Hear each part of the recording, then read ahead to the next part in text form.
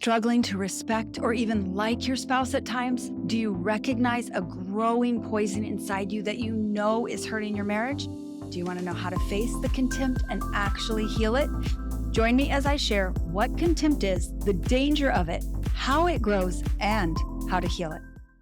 So, what is contempt? Well, let's start with the definition. Cambridge defines it as a strong feeling or dislike or having no respect for someone or something. One of the biggest symptoms of contempt is rolling your eyes when your spouse says or does something. Another one is interrupting. You know what they're going to say, or that what they're going to say really isn't that important. That's a symptom of contempt. Sarcasm. If you make jokes that you think are funny, but they're actually about your spouse or they're hurting your spouse, this is an example of sarcasm which actually comes out of contempt. Cynicism. If you've decided that your spouse's goal is, controlling you or getting by with as little much as work as possible, these are examples of cynicism which grow out of contempt. Another one is name calling. Maybe you have a derogatory name for your spouse and you use it directly towards them or when you're talking about them, symptom of contempt. And another one is scoffing. You laugh when you're laughing or talking about your spouse in a way that shows disapproval or disrespect. These are signs of contempt. So let me pause for a minute and check in. Are you noticing signs of contempt in yourself? If you are, you aren't alone. And it is important to address these symptoms and signs right away. It is vital that you heal the contempt, and I can help you do that and actually help you not only heal the contempt, but get back to connecting with your spouse, even in difficult conversations. Now, the best way to do that is to join me in the marriage growth community. I'll coach you. You'll get the support you need to heal and grow the marriage that you long for. And if you want to learn more about that, click the link under this video and join me in the marriage growth community. So, why is contempt so important to address? Well, contempt is this internal accumulation of bitterness and resentment. And bitterness and resentment is painful. And we as humans aren't designed to carry pain inside of us. So what the body does to start surviving all this pain of bitterness and resentment that's turning into contempt is it looks for ways to numb. So ways that it numbs is addictions, betrayal. It leads to infidelity. It leads to the two of you becoming roommates where you're just passing ships and you're doing everything you can to avoid any more interactions that could add more contempt. And ultimately, it leads to divorce. So how did it get there?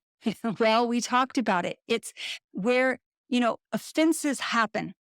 And you get offended by your spouse and you're like, oh, I'm going to bite my tongue. I'm not going to say anything. Or, I don't want to rock the boat, or I don't want to upset them, or we're about to go socialize or go on a date and I don't want to get into a fight. So we say nothing and we hold on to that offense, and that offense turns into a little bit of bitterness and a little bit of resentment inside of us. And gradually it builds up and it begins growing into contempt that is like mold. And it just starts filling our inside with this hatred towards our spouse, this disrespect and this disregard, this dislike for who they are. And this happens by unresolved conflict. And as we don't resolve conflict, we begin to judge our spouse. We begin to think the worst of them. We begin to automatically assume that they're out to get us. This fuels the growth of contempt.